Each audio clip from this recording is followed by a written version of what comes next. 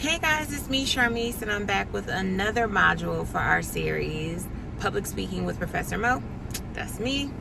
I'm really excited about this particular module because we're jumping into speeches.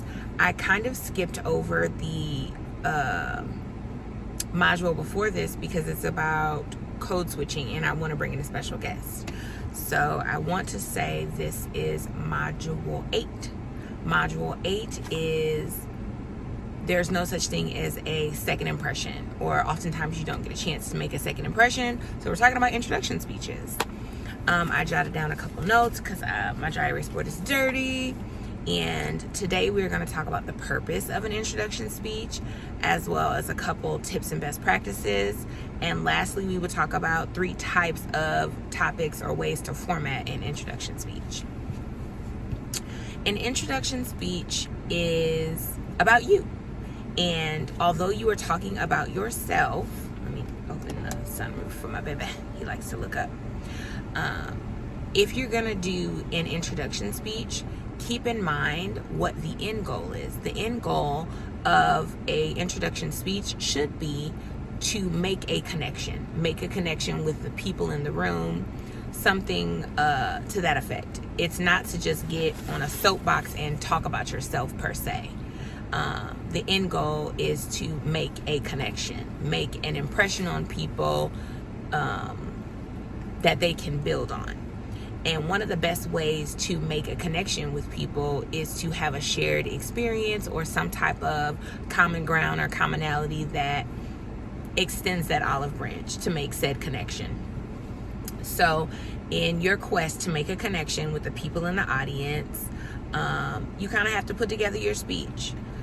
Keeping in mind that it is a speech, don't use an introduction speech to be your soapbox to brag about yourself. There's a time and a place to do so.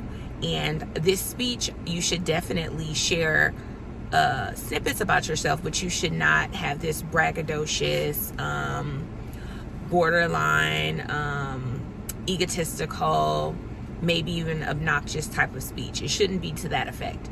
It should be timely. You should plan for the audience. You should be reading the room. It should be for the audience, but an extension of yourself. This is not your soapbox, okay? You obviously want to paint yourself in the best light because, like I said, you are wanting to make a connection, but don't do too much. You know what I mean? Like just enough. You don't have to do too much. You don't have to read off a laundry list of all the things that you've accomplished.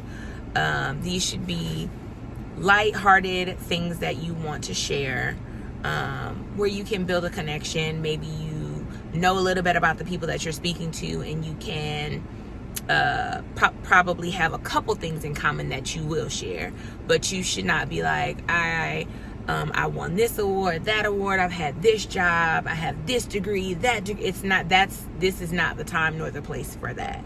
Again, paint yourself in the best light possible, but don't do too much.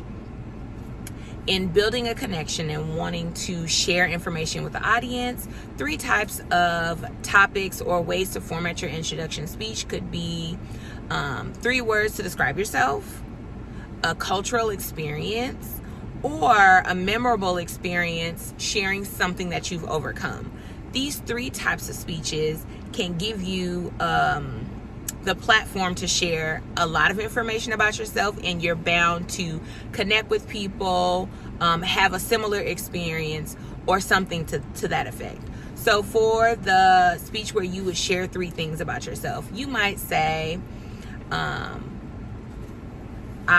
am loyal, creative, and athletic. And that could potentially paint a picture for the audience of exactly who you are, and then you expound on those things. One of my favorite speeches that I share with my students, it's a video that McGraw-Hill offers, but the student did an introduction speech and he shared the 3 apps on his phone that best described him. And it was so cool. He talked about like Photo Bucket, ESPN, and like a music app. And I was like, wow, that's really cool. So 3 things to describe yourself, 3 adjectives to describe yourself. Something like that can really give you just enough information to really share about yourself, but also paint the best picture of you, paint you in the best light, and give the audience an opportunity to want to connect with you. So if you don't want to do that one, you could do a cultural experience. With culture, it's kind of interesting because I've had students say, well, I don't have any culture. That, like me, I'm a black girl from LA. I know a little bit about my culture in a sense of my family is Creole and Indian and, African American or African. I know that, but I don't know that much information. So I could potentially talk about the culture in my household. An example of the culture in my household would be I am a fraternal twin who grew up in a single parent household with their mom. That's the culture that I come from. So that would be the vantage point of the speech that I provided. Sometimes when you say cultural, people take it so literally. If you don't know, if your parents haven't immigrated to this country and you don't have this ornate background, you could just share the culture in which you grew up in, meaning the city or state or country that you grew up in, the household that you grew up in. Maybe you grew up with your grandparents or things of that nature. There's a lot of different things that you could share about said culture. I have students who didn't want to share about their ethnicity, didn't want to share about their household, but I've had students who are these all-American athletes, and they've talked about the culture that they learned from playing soccer since they were 2 years old, playing baseball, playing golf. There's so many things you could talk about. In talking about culture, sometimes there's traditions within your culture. People talk about Christmas, Thanksgiving, Dia de los Muertos, Ramadan, Diwali. There's all these things that you can share if these are experiences that you have. One, I love these kind of things because they serve as, one, an introduction, but they also inform the audience of a holiday or tradition that they might not be aware of.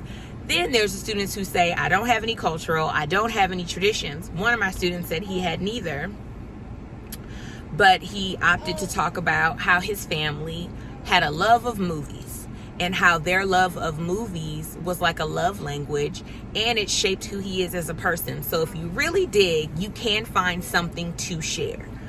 So that's your second option. If you're not feeling either one of those two options and you don't necessarily have a connection, I definitely feel like maybe a really, really, really memorable experience or something that you've overcome. I think these can tap into a more vulnerable side, and it takes a certain kind of person who's willing to do that. But sharing some of that information could really draw in the audience and help you show your strengths and or weaknesses, and it could help make your connection with someone who maybe had a similar experience. I've had students, God bless you, baby. I've had students who talk about like